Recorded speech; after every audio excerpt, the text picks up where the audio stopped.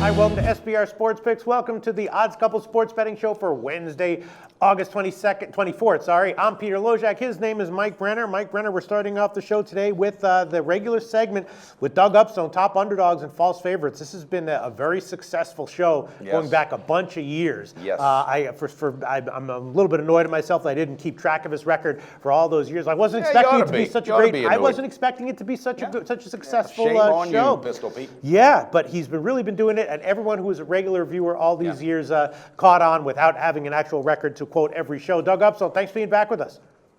Gentlemen, my pleasure to be back once again. And yes, the preseason, I have a solid record in the preseason, also going back to 2003 at 80 and 56. But on the picks so far for the preseason on these videos, not so hot. Only 2 and 4. So definitely looking for a 3-0 day this weekend. Yeah, but on the plus side, in 2005, Doug Upstone kicked ass in the preseason. There we go, one of them, what have you done for me now? Remember when you won the covers contest? That's a running, Doug Upstone, I did some things handicapping-wise that would blow your mind in 2007. No one cares.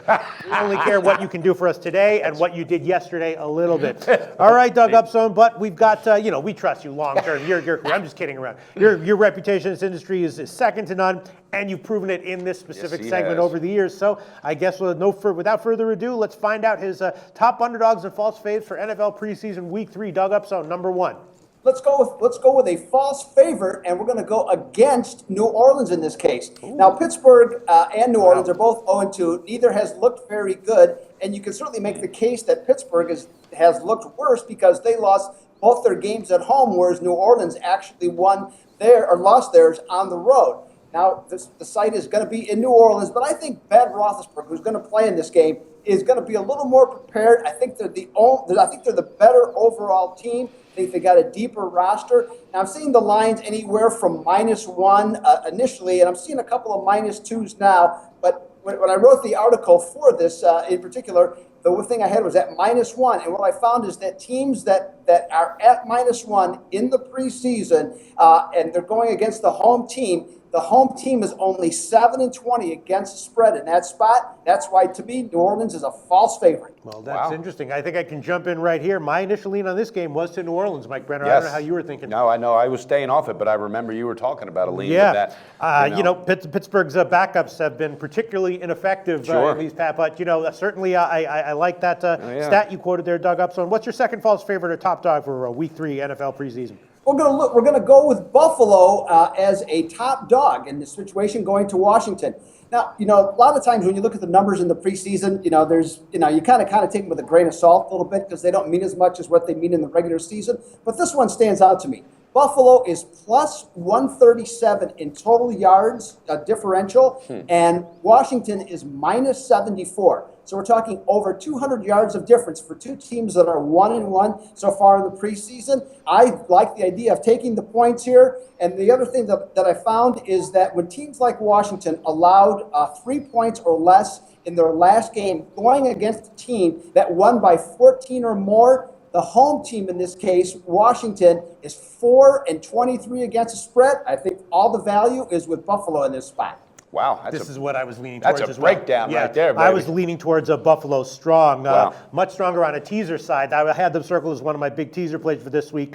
Getting 2.5 was maybe cutting a little bit close, but I definitely was leaning towards Buffalo myself. All right, what's number 3 you have for us this week, Doug Upstone? Number 3, we're going to go to the Gotham City and look at the Jets and the Giants. Now, ooh, I like this. Yeah, interesting game. Now, the Giants were awful. That was one of the ones I got wrong last week. And they should have gotten beat even worse by Buffalo. Yeah, and I'm really surprised to see them going from a -1 to a -2.5 point favorite here, because I just don't see anything about this team that is really to like.